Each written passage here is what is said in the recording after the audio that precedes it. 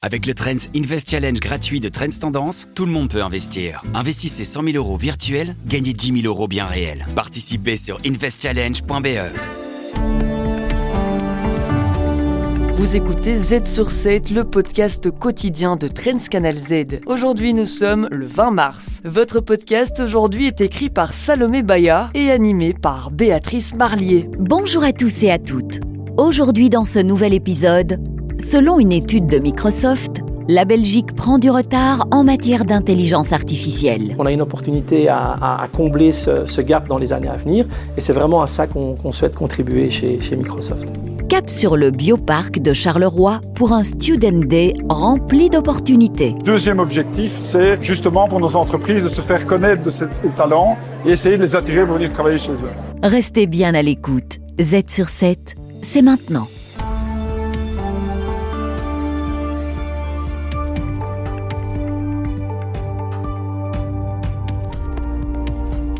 Z sur 7 à la une.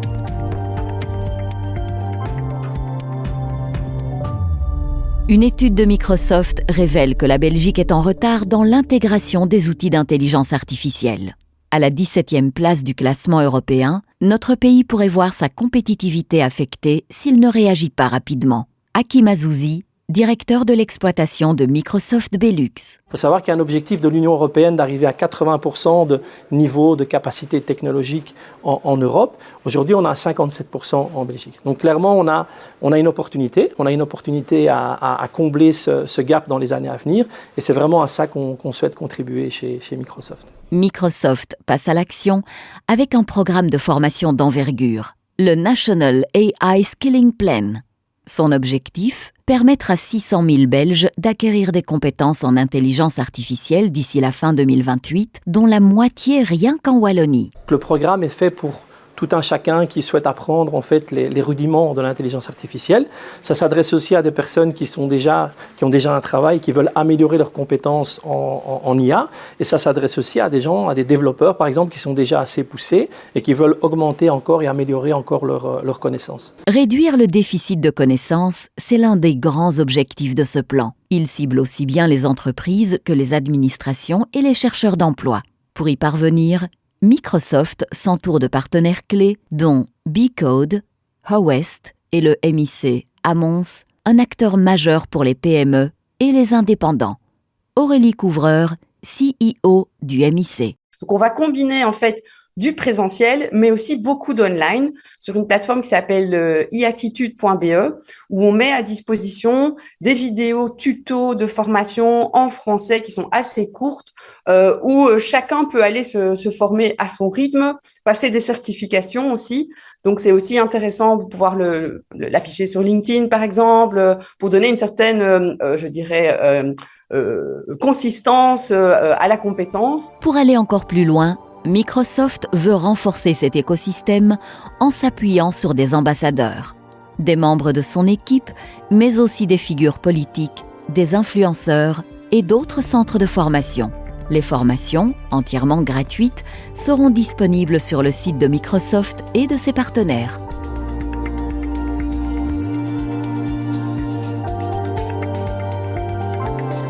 Z sur 7 à la une. Direction le bioparc de Charleroi pour le Student Day. Des dizaines d'étudiants de l'ULB, de l'Université de Mons et des hautes écoles de la région viennent y découvrir les entreprises biotech du parc. Une immersion idéale pour explorer leur futur métier et s'informer avant de lancer leur carrière scientifique. Dominique Demonté, CEO du bioparc Charleroi. Cette journée elle a deux objectifs. Un, montrer aux talents quels sont les métiers qui pourront être les leurs demain. Et donc, ils ont ici l'occasion de visiter une dizaine d'entreprises du bioparc.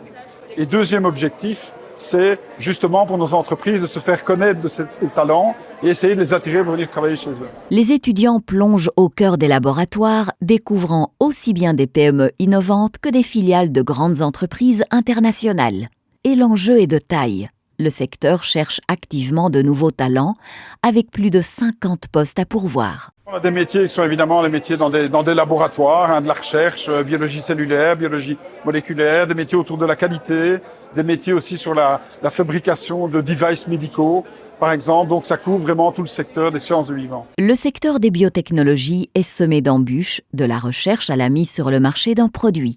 Pourtant, la Wallonie compte de belles réussites, à l'image d'Esobiotech, récemment acquise par AstraZeneca dans une transaction pouvant atteindre 1 milliard de dollars. On a doublé l'emploi ces 15 dernières années en Wallonie dans le secteur. C'est un secteur qui reste en expansion, mais c'est un secteur dans lequel il y a des échecs, des sociétés qui arrêtent leur activité.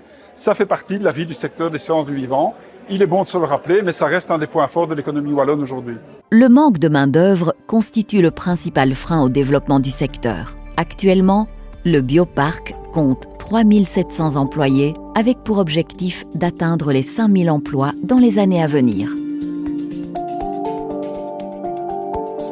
Z sur 7 à la une. Pratique pour les clients, mais problématique pour les gérants, le self-scan. Lancé il y a plus de 25 ans par Deleuze et rapidement adopté par Carrefour, il est désormais menacé. La raison principale ? Les vols. Pierre-Alexandre Billet, CEO de Gondola. Alors on voit que les vols augmentent de plusieurs pourcents. On estime entre 5 à 10%, plus de 22 000 plaintes déposées pour des vols liés au self-scan dans les supermarchés en Belgique. Ça veut dire que ce souci devient réellement important, certainement pour les franchisés.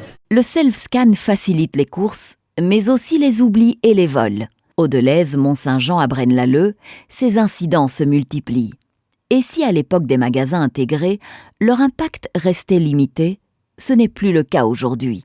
Cindy, gérante du Deleuze, maire Braine. En tant qu'indépendant, on fait attention à nos pertes et il est important pour nous de pouvoir le gérer de près, de tout surveiller et faire en sorte d'avoir le moins de pertes possible pour pouvoir garder notre magasin ouvert, bien évidemment. Malgré les vols, la direction refuse de se séparer des self-scans qui rencontrent toujours un grand succès. Pour contrer les pertes, il n'y a pas de solution magique. Il faut simplement renforcer les contrôles. Certains franchisés veulent faire marche arrière, mais remplacer les self-scans par des caisses classiques impliquerait plus de personnel, un coût salarial en Belgique qui pourrait bien freiner cette décision. Alors la fin des self-scans est-elle inévitable ? Pierre-Alexandre Billet, CEO de Gondola. Alors je pense que le self-scan ne disparaîtra pas, on ne retourne pas en arrière, le self-scan restera important mais sera probablement doté de nouvelles technologies qui permettront d'une part une forme d'efficacité et d'individualisation en matière de scan des prix et de paiement en caisse, mais d'autre part renforcée par exemple de l'intelligence artificielle pour que cette efficacité ait aussi des bénéfices en matière de vol et en matière de paiement en caisse. Les vols en Belgique entraîneraient des pertes annuelles de près d'1 milliard d'euros d'après les derniers chiffres de 2019. À cela s'ajoutent les 362 millions investis chaque année dans des dispositifs de sécurité, portant le coût total des pertes à près de 4 millions d'euros par jour. Z sur 7 à la une de Trends Tendance. Le magazine Trends Tendance mène l'enquête en journaliste en dévoile les coulisses.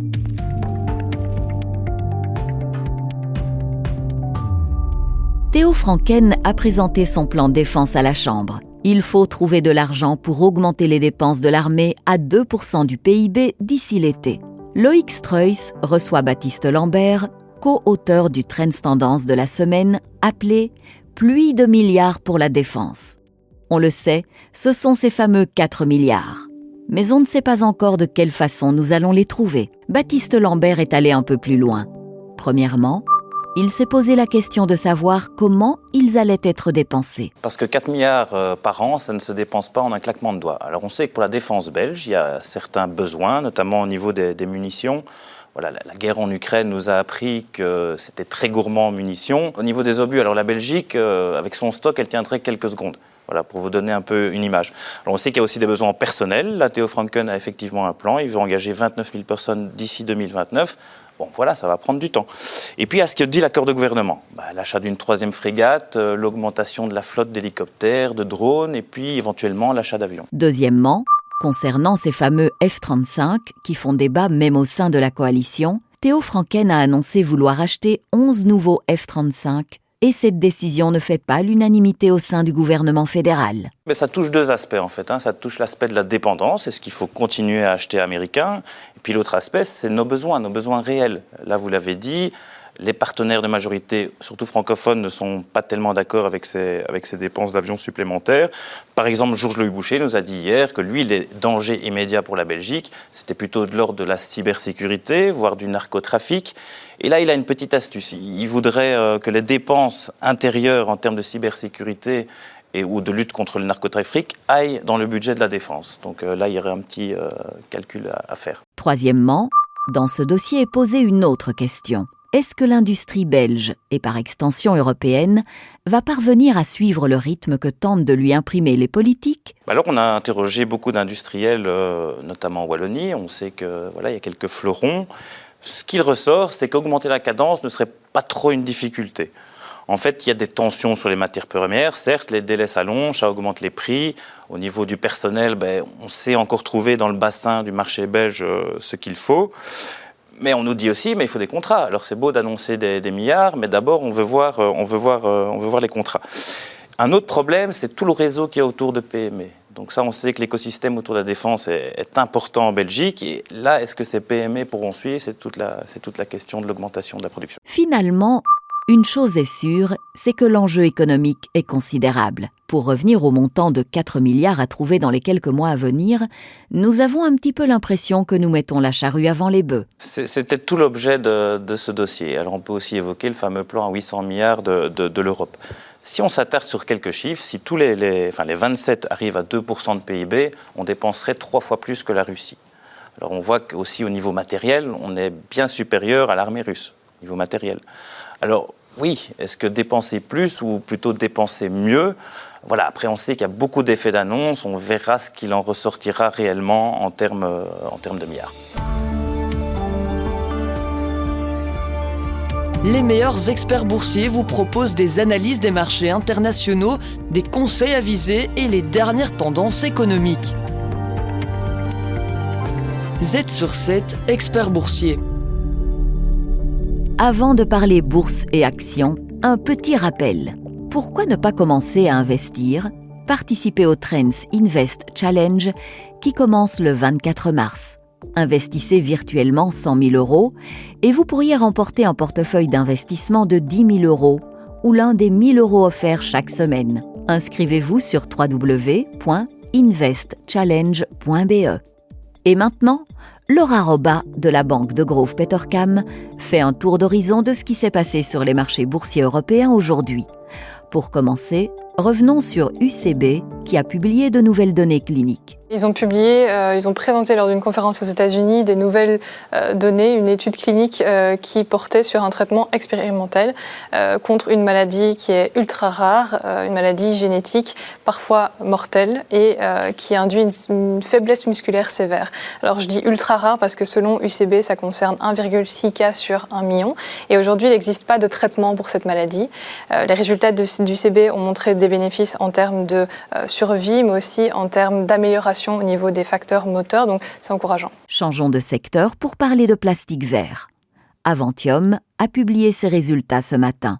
Penchons-nous alors sur leurs activités. Alors, Aventium, donc, c'est une société qui est basée aux Pays-Bas. Ils développent des plastiques à base de matières premières renouvelables et ils développent notamment ce qu'ils appellent le plastique PEF, le Relief, qui est un plastique qui est fabriqué 100% à base de végétaux et qui est recyclable. Il y a plusieurs éléments clés aux résultats publiés ce matin. Alors, un premier, c'est que durant l'année 2024, ils ont terminé la construction de leur usine qui va leur permettre une production à l'échelle commerciale de ce bioplastique. Dans quelques mois, ils vont commencer la production et donc on pourra voir les premières ventes en 2025.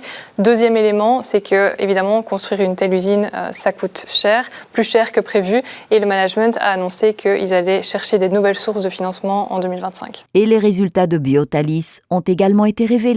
Alors, Biotalis, pour rappel, c'est une entreprise qui est basée à Gand et qui fabrique une alternative aux pesticides chimiques pour protéger les céréales, les cultures, etc. Alors, pas grand-chose de neuf dans leurs résultats, dans le sens où ils sont encore à la phase de développement. Ils ont soumis leur dossier pour leur biofongicide qui est actuellement examiné par les autorités européennes et américaines. Et comme toute entreprise qui ne génère pas de revenus, ce qu'on va regarder, c'est évidemment le cash. Ils ont 23 millions de trésorerie et donc ils ont de quoi continuer leurs activités jusque mai 2026. Pour terminer, jetons un œil du côté d'IBA. IBA, elle est surtout connue pour son activité de protonthérapie. Pourtant, elle a une autre division qui est la division autres accélérateurs, dans laquelle elle fabrique des accélérateurs de particules qui sont utilisés par exemple pour produire des isotopes ou pour stériliser du matériel. Et cette division, elle prend de plus en plus d'importance. Elle représentait 30% des revenus en 2023 et elle est pourtant négligée par le marché et elle est très prometteuse, elle permet dans une certaine mesure de contrebalancer la volatilité de la division protonthérapie.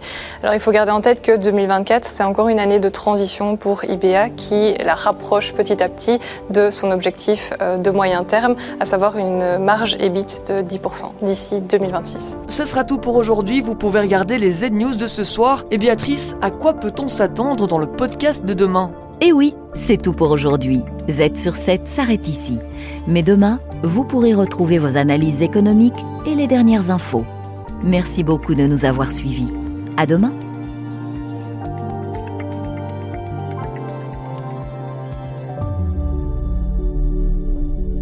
Salut, ici Warren Buffett et je vous invite à participer gratuitement au Trends Invest Challenge parce qu'avec Trends Tendance, plus rien ne vous retient d'investir. À moins d'avoir une excuse bidon comme celle de Valérie. J'ai plus d'argent à investir. Valérie, pas besoin d'argent. Vous recevez 100 000 euros d'argent virtuel pour vous lancer. 100 000 euros. Allons.